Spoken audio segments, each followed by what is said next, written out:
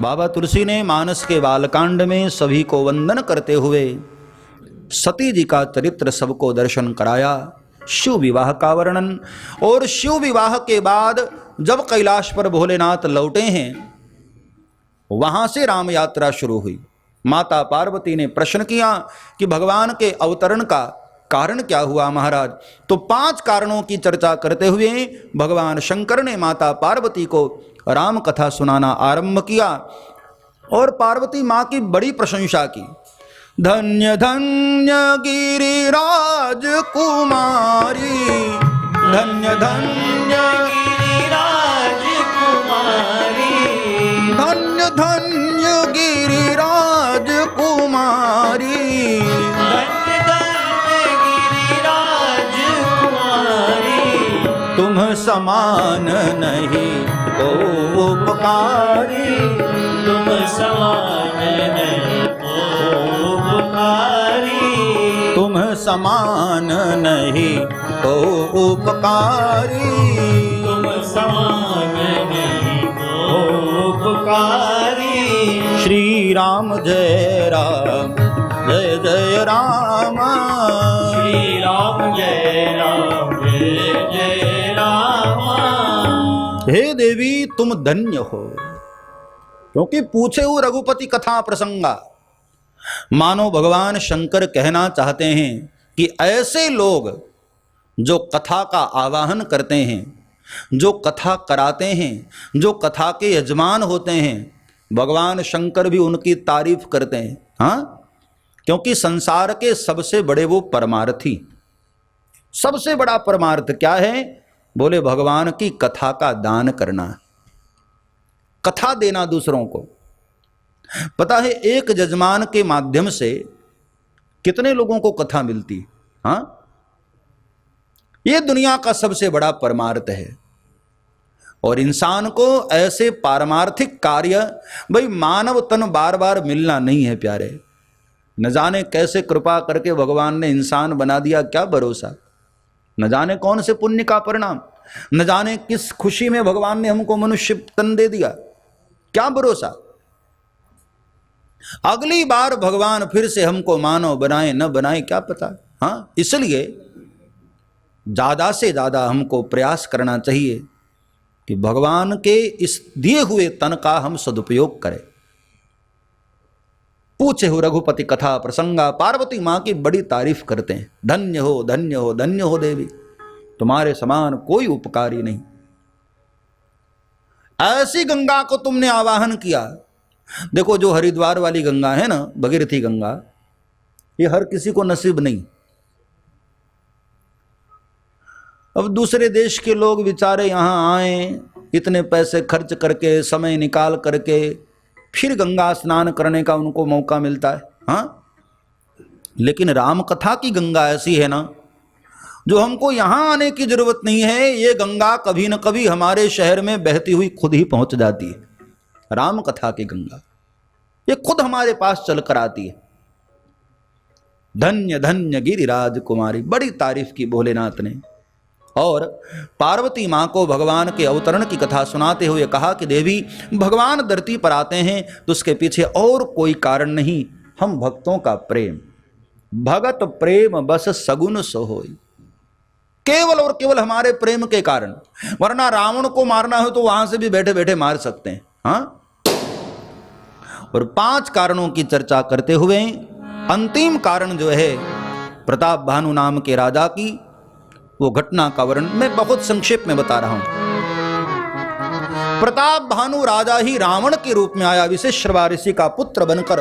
और जब रावण का पाप धरती पर बहुत बढ़ा, धरा अकुला गई, तो सबको लेकर देवताओं के पास गई। सारे ऋषि महात्मा और देवता सब लोग विचार करने लगे इस पाप से निजात कैसे मिले। तो केवल और केवल एक ही उपाय दिखाई दिया, हरि शरणम हरि शरणम। और सब ने मिलकर जय जय सुरनायक जन सुखदायक प्रणत पाल भगवंता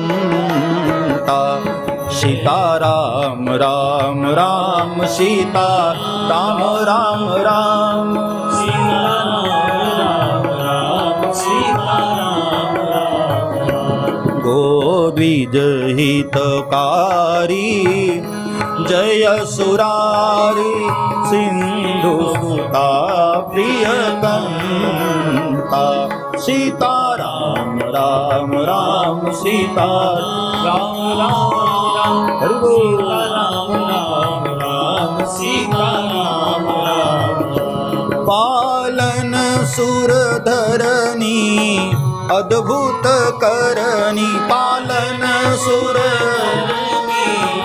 अद्भुत कर पालन सुरधरनी अद्भुत करनी पालन सुरधरनी अद्भुत करनी मरम न जानई कोई तुम्हारो मरम न नहीं को जो सहज कृपाला परम दयाला करऊ अनुग्रह सोई सीता राम राम राम सीता राम राम सीता राम राम राम सीता राम राम राम राजा राम राम राम सीता राम राम राम राजा राम राम राम सीता राम राम राम राजा राम राम राम सीता राम राम राम राजा राम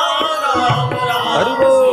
राम राम राम राजा राम राम राम सीता राम राम राम राजा राम राम राम सीता राम राम राम सीता राम राम राम सीता राम राम राम सीता राम राम राम सीता राम राम राम सीता राम राम राम हरि बोल। राम राम राम सीता राम राम राम सीता राम राम सबने परमात्मा को पुकारा।